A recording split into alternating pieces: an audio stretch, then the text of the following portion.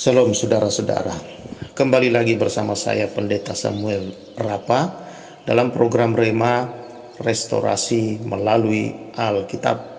Pembacaan kita pagi ini masih dalam kitab Mazmur pasal yang ke-15. Demikian firman Tuhan. Siapa yang boleh datang kepada Tuhan?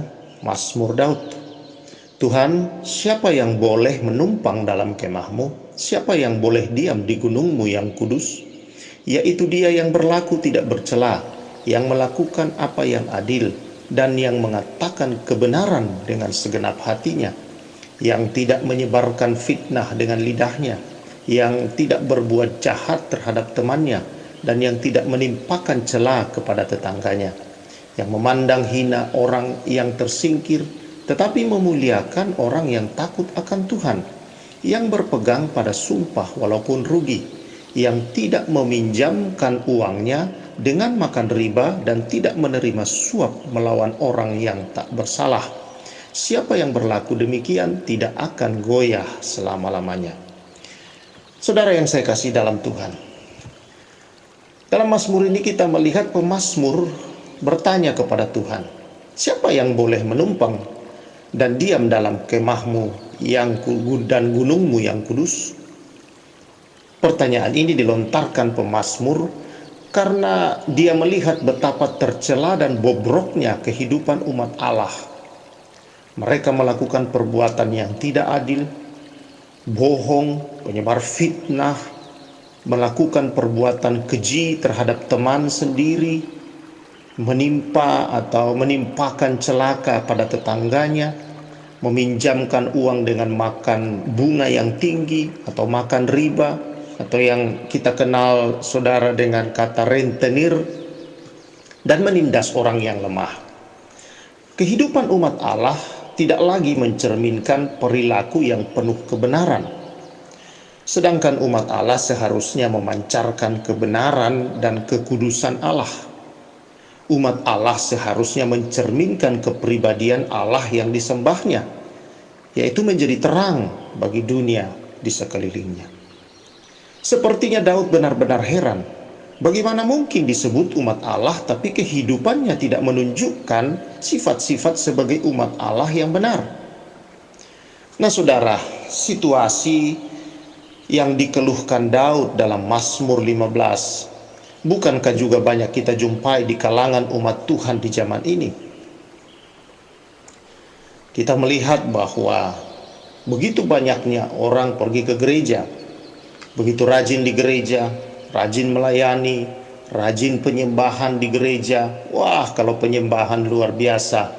Kehidupan di dalam gereja seperti malaikat yang saya biasa katakan hanya sayap saja yang belum tumbuh.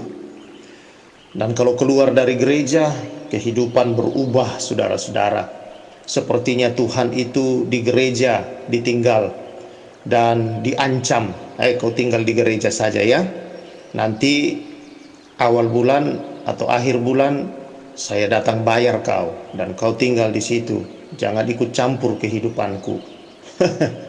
Saudara yang saya kasihi di dalam Tuhan Yesus Kristus, kita memperhatikan bahwa kehidupan umat Allah melakukan hal-hal yang tidak adil terhadap sesamanya.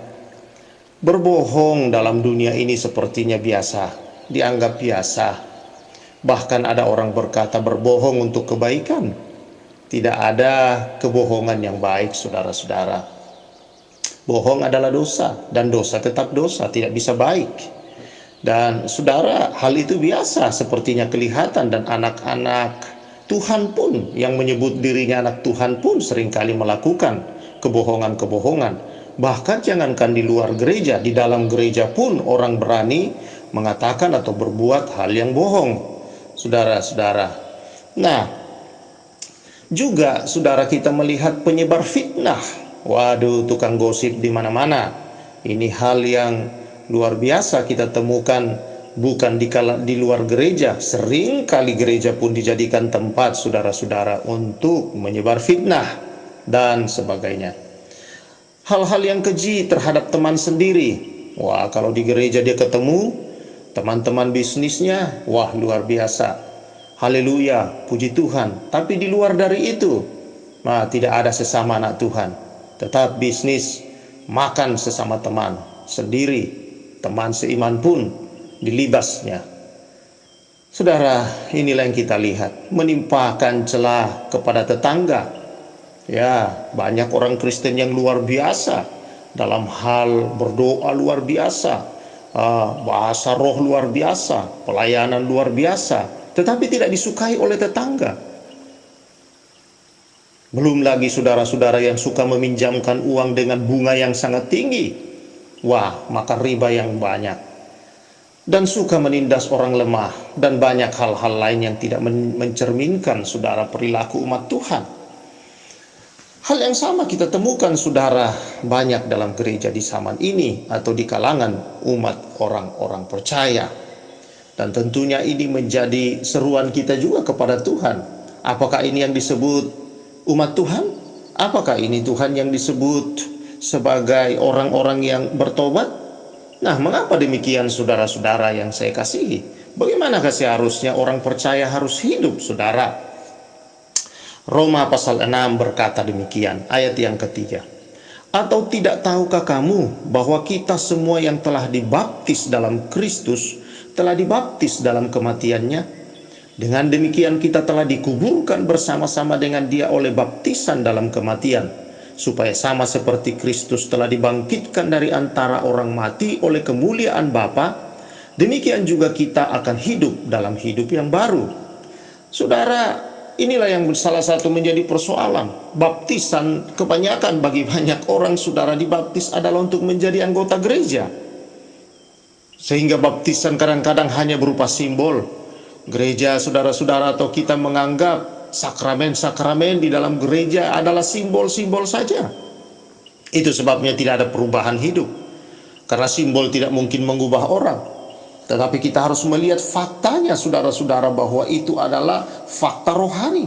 Bahwa seorang ketika dibaptis, saudara-saudara, bukan simbol, tetapi itu dia ikut mengambil saudara-saudara, ikut mati bersama Kristus.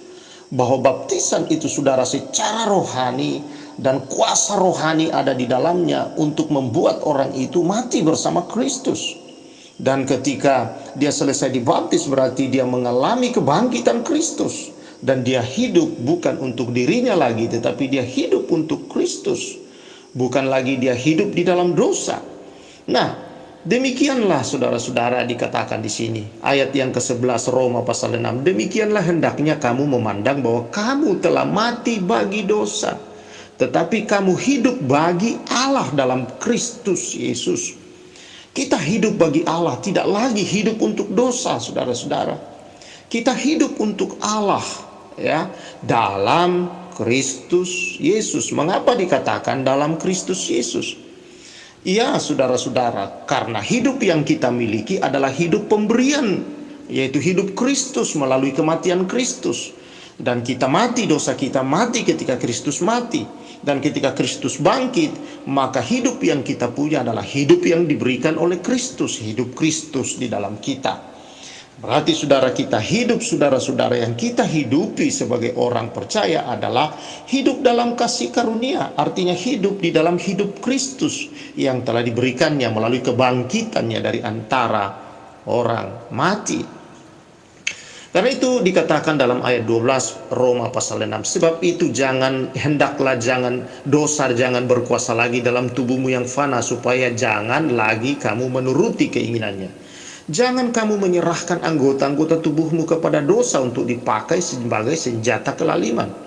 Tetapi serahkanlah dirimu kepada Allah sebagai orang yang dahulu mati tetapi yang sekarang hidup. Dan serahkanlah anggota-anggota tubuhmu kepada Allah untuk menjadi senjata-senjata kebenaran. Saudara, bagaimana kita bisa menyerahkan, saudara? Bagaimana kita bisa tidak dikalahkan lagi oleh dosa? Bagaimana kita tidak bisa, saudara, hidup lagi di dalam dosa? Ya, dan di sini firman Tuhan yang jelas mengatakan, yaitu bahwa kita sudah mati terhadap dosa oleh karena Kristus Yesus. Nah, saudara yang saya kasih, karena itu kesadaran kita akan hal inilah, saudara, akan bahwa hidup yang kita hidupi sekarang adalah hidup Kristus, bukan hidup kita. Itulah yang membuat kita kuat untuk tidak lagi jatuh di dalam dosa. Ayat 14 jelas, sebab kamu tidak akan dikuasai lagi oleh dosa, karena kamu tidak berada di bawah hukum Taurat, tetapi di bawah kasih karunia. Dalam perjanjian lama, hanya orang-orang yang diurapi khusus oleh Tuhan yang mendapat pewahyuan atau pengertian, pencerahan dari Tuhan tentang kasih karunia. Yang lainnya seringkali hidup di bawah hukum Taurat. Bukan seringkali, tapi memang hidup dan dituntut oleh hukum Taurat. Contohnya adalah Daud. Hanya Daud yang mengerti kasih karunia. Itu sebabnya makanya dia bisa heran kalau melihat orang-orang yang ada di sekelilingnya yang hidup di bawah hukum Taurat, itu melakukan dosa-dosa yang seharusnya tidak dilakukan. Karena mereka tidak mungkin bisa memenuhi tuntutan hukum Taurat. Sedangkan Daud hidup di bawah kasih karunia. Itu sebabnya dia sanggup untuk bisa menjadi memancarkan kuasa dan kebenaran Allah, berkenan di dalam hati Allah.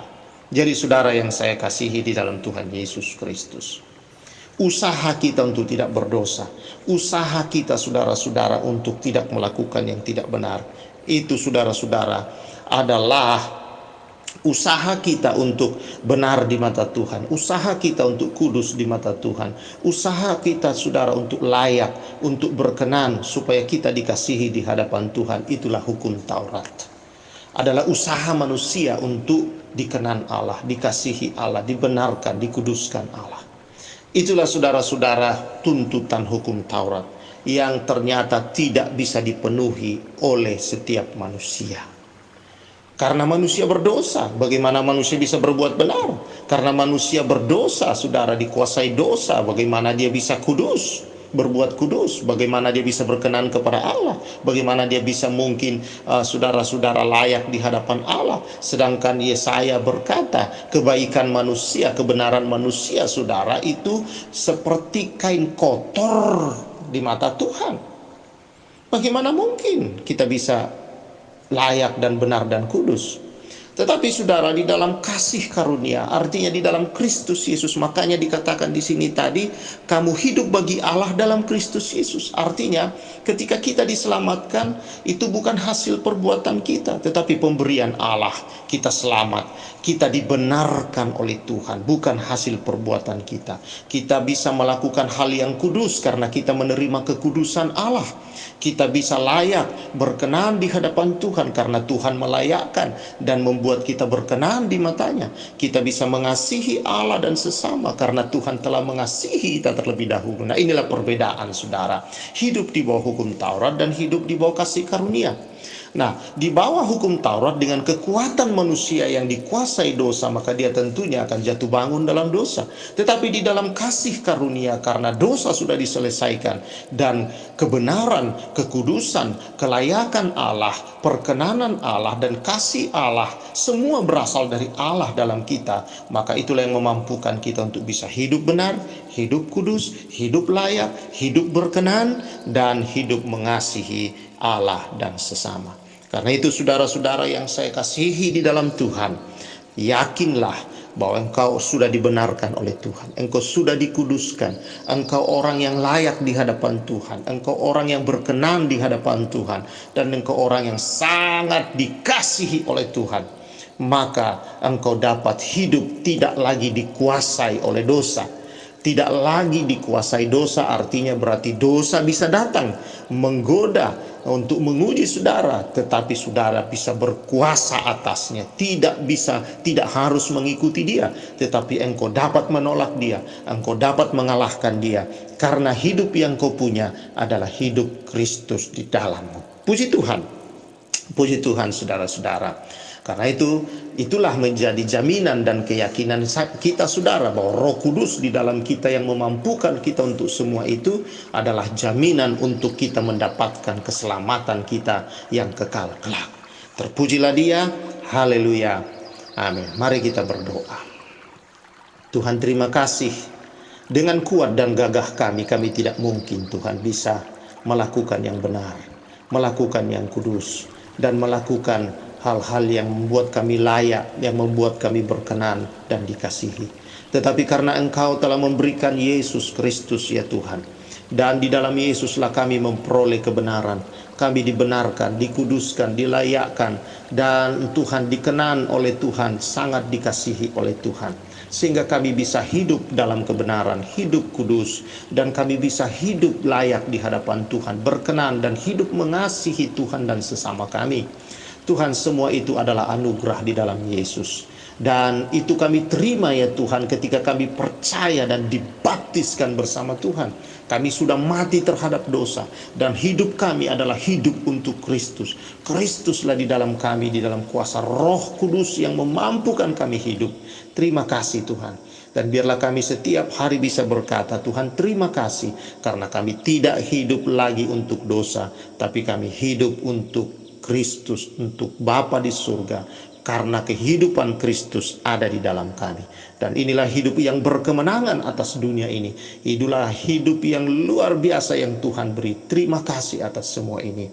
Dan membuat kami menjadi anak-anak Tuhan yang dipimpin oleh Roh-Mu di dalam kebenaran-Mu ya Tuhan.